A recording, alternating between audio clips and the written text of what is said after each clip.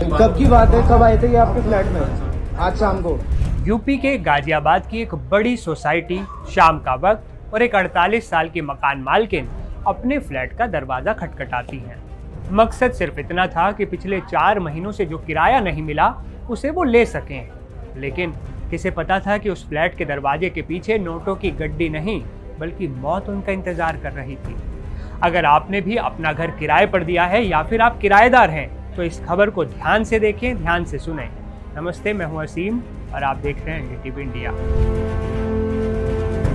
Rajnagar extensions की Aura Chimera society से जो खबर आई उसने हर मकान मालिक के रोंगटे खड़े कर दिए। दीपशिखा शर्मा अपने परिवार के साथ इसी सोसाइटी के एक फ्लैट में रहती थीं और इसी सोसाइटी में उन्होंने अपना दूसरा फ्लैट किराए पर दे रखा था। वहां किराएदार के तौर पर रहते थे अजय गुप्ता और उनकी पत्नी आकृति गुप्ता। वक्त बीतता गया, शाम ढलकर रात हो गई, लेकिन दीपशिखा वापस नहीं लौटी। शक तब गहराया जब उनकी मेड उन्हें ढूंढते हुए उस फ्लैट पर पहुंच गई। किराएदारों ने उसे गुमराह करने की पूरी कोशिश की, तरह तरह की बातें की गईं, लेकिन सीसीटीवी फुटेज ने सच उगल दिया। फुटेज में दिखा कि दीपशिखा टावर के अंदर तो गई थी लेकिन बाहर नहीं आई।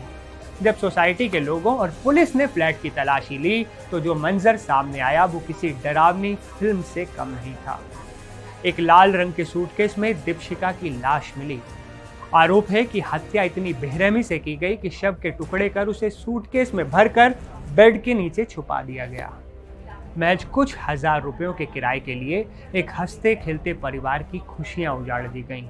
संदिग्धता के आधार पर उस घर की तलाशी ली गई जहां पर एक लाल बैग में दीपशिखा शर्मा के शव को बरामद किया गया है। उन किराएदारों के नाम अजय गुप्ता व आकृति गुप्ता है। दोनों पुलिस हिरासत में हैं और परिवारजनों से तहरीर प्राप्त कर सुसंगत धाराओं में अभियोग पंजीकृत किया जा रहा है। अनावश्यक वैधानिक कार्रवाई में लाई जाएगी। मौके पर शांति एवं कानून व्यवस्था कायम है। पुलिस ने जब सख्ती से पूछताछ की तो आरोपी किराएदारों ने अपना गुनाह तोते की तरह कबूल कर लिया। मैंने किया, इसकी गलती नहीं है, मैंने किया। साथ थे, हम साथ थे, कोई आप अपने पे मत लो, हमने साथ थे, साथ किया है। बस ये है कि मैं अब ये नहीं चाहता कि कोई इस पे हाथ उठाए, मेरे पे हाथ उठाए, मैं पुलिस में उठाएगा। अब कहाँ है ये? उन्होंने मेरे को बहुत ज्यादा टॉर्चर किया सर। ये हाथ सब काट दिए। इस फ्लैट में रहती हैं, इस फ्लैट की ओनर थी लेडी, उसको मार दिया इन्होंने, बैग में पैक कर दिया। परेशान कर रही थी। तो आप निकालो, नहीं रुक जाओ, पुलिस आएगी, फोरेंसिक टीम आएगी, सब बाहर चलो। दोस्तों, ये घटना समाज के लिए गंभीर चेतावनी है। आज के दौर में किसी पर भी आंख मूंदकर भरोसा करना कितना भारी पड़ सकता है, ये गाजियाबाद का ये केस हमें बता रहा है। अपराधी अब गलियों में नहीं, शायद आपके पड़ोस वाले फ्लैट में भी हो सकते हैं।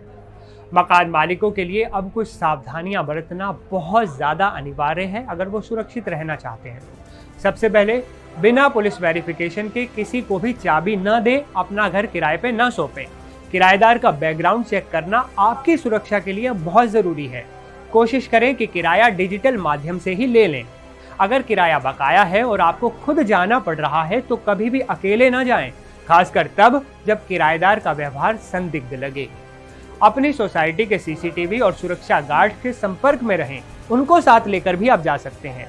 आज दीपशिखा शर्मा का परिवार न्याय की गुहार लगा रहा है। पुलिस ने आरोपी अजय और आकृति को भी हिरासत में ले लिया है, दबोच लिया है, लेकिन क्या ये गिरफ्तारी उस दहशत को कम कर पाएगी जो इस वक्त हर मकान मालिक के मन में है?